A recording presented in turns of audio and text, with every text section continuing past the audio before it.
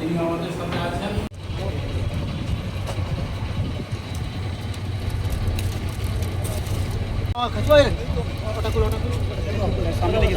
সামনে চলে আসুন, সামনে একটু, হ্যাঁ এদিকে।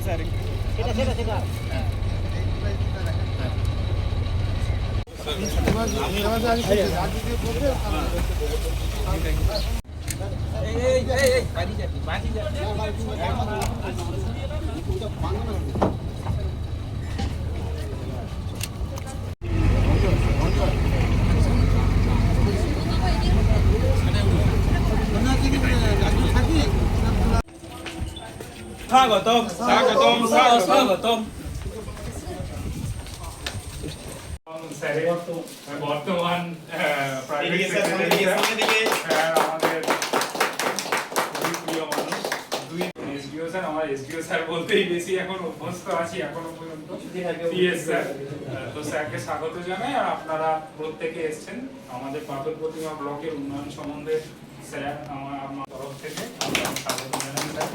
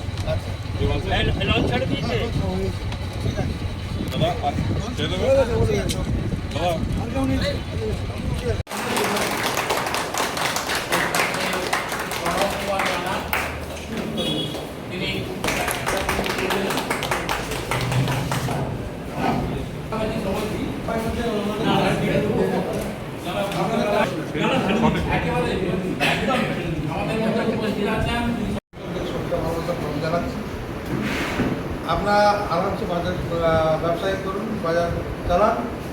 কোনো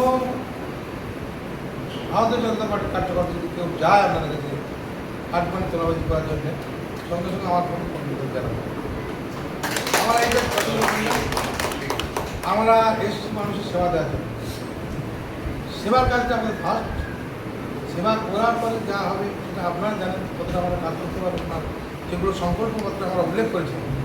আপনাদের বাড়ি বাড়ি দিয়ে আমাদের কার্যকর্তারা দিয়ে এসছে, সেই সংকল্পপত্রটা সবটাই পূরণ করবেন।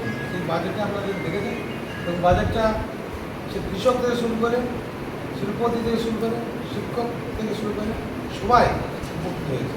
ব্যবসায়ী বন্ধুরা সবাই বাজেট নিয়ে কিছু বলার নেই। যে সুন্দরবন বাজেট 600 কোটি বা 650 কোটি, 635 কোটি পর্যন্ত বাজেট থাকে, সেটাকে 1280 কোটি টাকার বাজেট আমাদের করা হয়েছে। সেই আমরা যদি কাজ করতে না পারি, তাহলে নেক্সট বাজেটটা 1280 থেকে 1300 বা 1400 1500 বাড়াবো, করতে পারবো না। তাহলে সেই জন্য কিন্তু আমার টিম করতে এসেছিলাম জবসে। এই টিমের মাধ্যমে সমস্ত কাজ কিন্তু আমাদের সরকার আছে, কিন্তু পঞ্চায়েত আমরা নেই, পঞ্চায়েত সমিতি নেই, জেলা পরিষদ আমরা নেই, পশ্চিমবঙ্গ বিধানসভা ক্ষমতা আমরা পেয়েছি।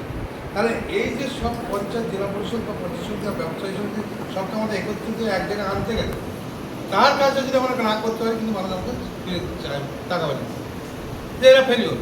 তাই সবাই আপনাদের ব্যবসায়ী বন্ধু এবং কার্যকর্তা বন্ধু যারা আছে সবাইকে খরচের অনুরোধ করব, কোনো রকম গণ্ডগোল বা ঝামেলা সৃষ্টি না করে এই সরকারের সঙ্গে হাত মিলিয়ে সহযোগিতা করার চেষ্টা করুন। আগামী দিনে আমরা দেখতে পাবেন এই সরকার টাইম সরকার কী বলে আপনি চাইছেন, আপনাদের মনের কথাগুলো সবগুলো পূরণ।